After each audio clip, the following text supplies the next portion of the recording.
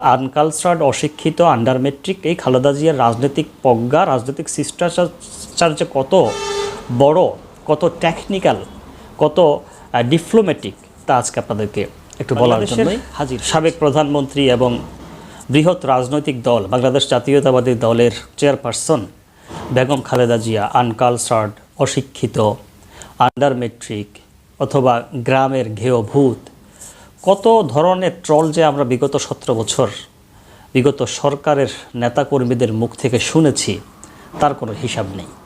এই যে খালেদা জিয়াকে নিয়ে এত ট্রল, এত যে অপমান অপদস্থ, তার কারণে কিন্তু খালেদা জিয়ার জনপ্রিয়তা কমেনি, বরং বেড়েছে। এটা হচ্ছে রিভেঞ্জ বলা হয়। আপনি একটা মানুষকে যত অপমান অপদস্থ করবেন, যতভাবে হেয় প্রতিপন্ন করবেন, যতভাবে তাকে কোণঠাসা করবেন, সে কিন্তু একটা সময় অনেকের কাছে কিন্তু জনপ্রিয় হয়ে থাকবে। এটা বাংলাদেশের ইতিহাস নয়, বিশ্বের ইতিহাস এটা। প্রথমতই খালেদা জিয়া সম্পর্কে যদি একটু জানি, তিনি 1946-এর 15ই আগস্ট তার বর্তমান জন্মদিন অনুযায়ী তিনি সেদিন জন্মগ্রহণ করেছেন 1946-এ। এরপরে তিনি 1981 সালে যখন শহীদ প্রেসিডেন্ট জিয়াউর রহমান চট্টগ্রামে সেনা কুয়ের মধ্য দিয়ে শহীদ হয়ে যান, মৃত্যুবরণ করেন, 1984 সালে তিনি মূলত বাংলাদেশ জাতীয়তাবাদী দলের প্রধান হিসাবে অথবা সভাপতি হিসাবে, চেয়ারপারসন হিসাবে দায়িত্ব পালন শুরু করেন। এরপর 1991-তে তিনি প্রথম মহিলা প্রধানমন্ত্রী হিসাবে বাংলাদেশের রাষ্ট্র ক্ষমতায় আসেন বা বাংলাদেশের প্রধানমন্ত্রী হিসাবে নির্বাচিত হন, যা কিন্তু বিশ্বে দ্বিতীয় কোনো মহিলা প্রধানমন্ত্রী। তার আগে তিনি এরশাদ বিরুদ্ধে যে আন্দোলন হয়েছে, এরশাদ যে স্বৈরাচার ছিল, এই স্বৈরাচারকে নামানোর যে ক্ষেত্র তৈরি করেছেন, যে গণ অভ্যুত্থান হয়েছে, সেখানে কিন্তু বড় ভূমিকা রেখেছিলেন এই খালেদা জিয়া, জনগণের সাথে একীভূত হয়ে। তারপরে তিনি 1991 সাল থেকে 96 পর্যন্ত ক্ষমতায় অধিষ্ঠিত হওয়ার পরে আবার 2001 সালে তিনি ক্ষমতায় আসেন। 2001 থেকে 6-এর পরে আরেকটি নির্বাচন তিনি করেছিলেন, সেখানে তিনি 2 মাসের মতো ক্ষমতায় ছিলেন। বাংলাদেশের মানুষের পালস বুঝতে পেরে, বাংলাদেশের মানুষের সেন্টিমেন্ট বুঝতে পেরে, দ্বন্দ্ব সংঘাত এড়িয়ে যেতে, বাংলাদেশের শান্তি শৃঙ্খলা রক্ষায় তিনি ক্ষমতা ছেড়ে দিয়ে নতুন নির্বাচন দিয়ে নির্বাচিত সরকারের হাতে দায়িত্ব বুঝিয়ে দেন। এই খালেদা জিয়াকে বিগত সময়ে কত কষ্ট করতে হয়েছে, বিশেষ করে 17 বছর। 2008 সালে 1/11-এর সময় তিনি প্রথম জেলে যান। তারপরে জিয়া চ্যারিটেবল ট্রাস্ট মামলায়, যে সাজানো মামলা, মাত্র 2 কোটি টাকার আত্মসাতের মামলায় খালেদা জিয়াকে সাজা দেওয়া হয়েছে, তিনি জেলে ছিলেন। এরপর তিনি অসুস্থ হয়েছেন, তিনি কিন্তু জামিনও পাননি। জামিন কিন্তু একটা নাগরিকের একেবারে মৌলিক অধিকার, একেবারে বেসিক অধিকার, সেটা তিনি কিন্তু পাননি। তারপর তিনি অসুস্থ হয়ে যান, তাকে অসুস্থতার জন্য চিকিৎসা করার যে সুযোগ, সেটিও কিন্তু দেওয়া হয়নি। এক ধরনের প্রতিহিংসামূলক আচরণ খালেদা জিয়ার প্রতি করা হয়েছে।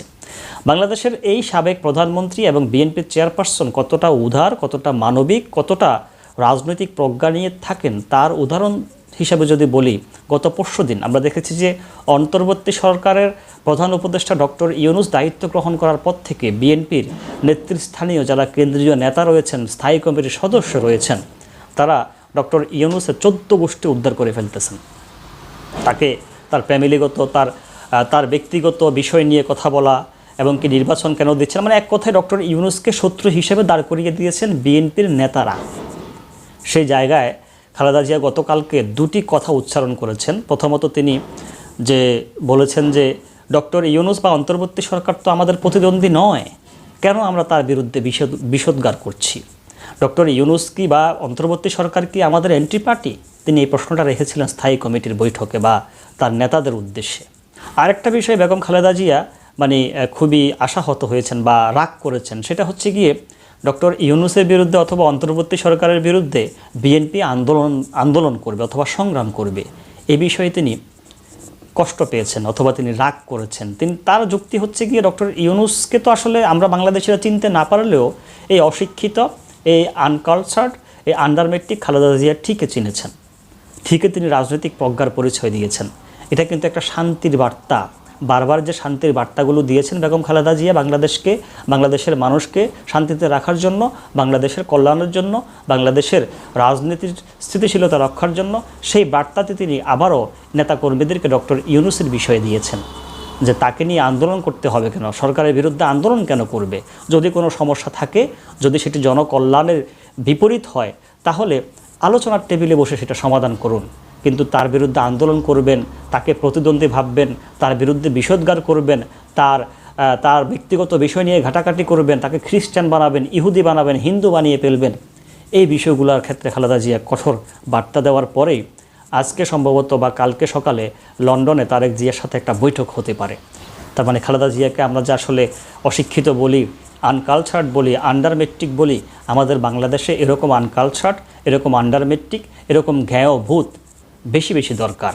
যে খালেদা জিয়া কখনো নির্বাচনে হারেননি, জনপ্রিয়তা তার এত তুঙ্গে, জনগণ তাকে এত ভালোবাসে, সেই খালেদা জিয়া বারবারই বাংলাদেশের শান্তি শৃঙ্খলা রক্ষায়, বাংলাদেশের গণতন্ত্র, বাংলাদেশের স্বাধীনতা, সার্বভৌমত্ব রক্ষায় যিনি শান্তির পথিক হয়েছেন, অথবা বাংলাদেশের এক কথায় আপামর জনসাধারণের সেন্টিমেন্ট বুঝে যদি কোনো ব্যক্তি কাজ করে থাকেন মৃদু ভাষায় শান্ত শিষ্ট হয়ে, তিনি হচ্ছেন বেগম খালেদা জিয়া। আমরা এই খালেদা জিয়ার উত্তরাত্তর সাফল্য কামনা করি। এই খালেদা জিয়ার নেতৃত্বে যারা রাজনীতি করছেন, এই খালেদা জিয়াকে যারা পুঁজি করে রাজনীতি করছেন, বিএনপি নেতাকর্মীদের উদ্দেশ্যে বলি, আপনারা সত্যিকার অর্থে যদি খালেদা জিয়াকে বুঝেন, শহীদ প্রেসিডেন্ট জিয়াউর রহমানের আদর্শে যদি রাজনীতি করেন, তাহলে আপনাদের যে বিপথে গেছেন, আপনারা যে অপকর্মের সাথে অনেকে জড়িত হচ্ছেন, চাঁদাবাজি করছেন, লুণ্ঠন করছেন, অথবা নিজেদের মধ্যে বিভিন্ন ধরনের সংঘাত দ্বন্দ্ব সৃষ্টি করছেন, এই জায়গাগুলো থেকে বেরিয়ে এসে সত্যিকার অর্থে ত্যাগী, আপোষহীন খালেদা জিয়ার রাজনীতিটা বোঝার চেষ্টা করুন। তাহলে আপনাদের বিএনপির যেমন কল্যাণ হবে, জনগণের কল্যাণ হবে। বেগম খালেদা জিয়ার মতো নেত্রীর মেন্টালিটি আপনারা যদি বুঝতে না পারেন, ধরতে না পারেন, তাহলে বিগত সরকারের মতো বিগত 17 বছরের ফ্যাসিবাদ হয়তো তৈরি করবেন, কিন্তু লেজ গুটিয়ে একদিন আপনাদেরকেও পালাতে হবে। খালেদা জিয়ার মতো একজন নেত্রীর সুস্বাস্থ্য কামনা করি।